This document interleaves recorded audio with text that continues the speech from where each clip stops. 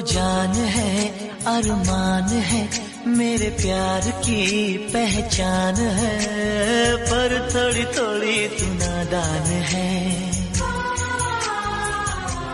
मौसम हो आज मौसम बड़ा बेईमान है, बड़ा बेईमान है आज। कहना जरूरी है आज, कहना जरूरी है कि तुमसे प्यार हुआ है, कि तुमसे प्यार हुआ है।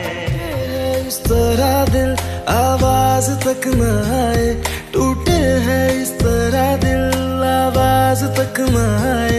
हम जैसे जी रहे हैं कोई जी के तो बता।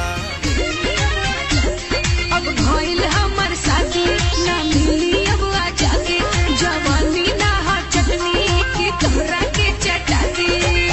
ओ बेबी आह तू तब भूल गइलू, मिलत वाला तो हमके भूल गइलू।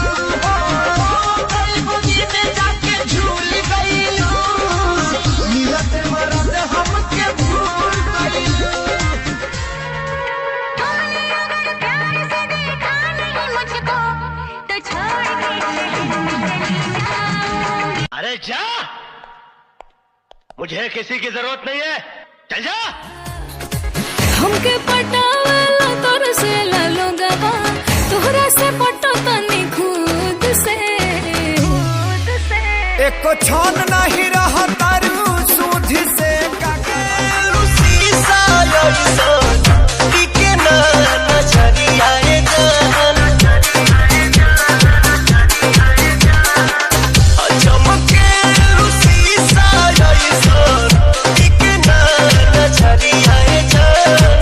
सजहू में पानी रे गइलू आखी के पुतरिया ए जान। माशुका को समझे बाप की खेती है। हर लड़की भी ना प्यार को सीरियस लेती है। 100 में से 90 को धोखा। 2 साल से हो गइल ज्यादा, पूरा कइलो नहीं कहूँ वादा। टिप टॉप में हम तो रही, तू तो कहबा रहे के सादा।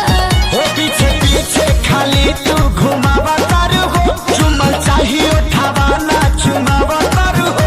जवन चाहिए तोहरा से कब होई, जब जब कहबू तब होई, अलभ काला सब होई। जब जब शीशे में खुद को अकल से खच्चर शक्ल से बंदर, हरकतें हैं गुंडों वाली, बातों से तू है मवाली। हरकतें हैं गुंडों वाली, बातों से मैं हूँ मवाली। छठ मैया के पारा मलाया इनहू के साथ न जाएंगे, ठीक है। छठ मैया के पारा मलाया इनहू के साथ न जाएंगे, हमारा से चल के आएंगे, छपड़ा छठ मनाएंगे, ठीक है। पहिला पर्व उठाएंगे, छपड़ा छठ मनाएंगे, ठीक है। क्या दिल धड़काना क्या मेहंदी लगा के क्या यूं शर्माना, आपका आना दिल धड़काना मेहंदी लगा। लड़की के पीछे घूमते हैं सब लड़के आवारे, मन भर जाए तो ब्रेकअप करके घंटी वो मारे। हर आशिक माशुका को समझे बाप की खेती है। हर लड़की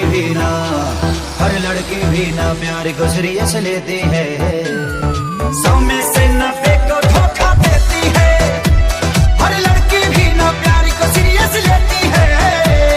100 में से 90 को धोखा जानी मेरे माही मेरे ढोलना, कोई सुन लेगा जरा धीरे धीरे बोलना। हाँ, इश्क किया है मैंने चोरी नहीं की है, तेरे संग यारा चोरा चोरी नहीं की है। चैन ले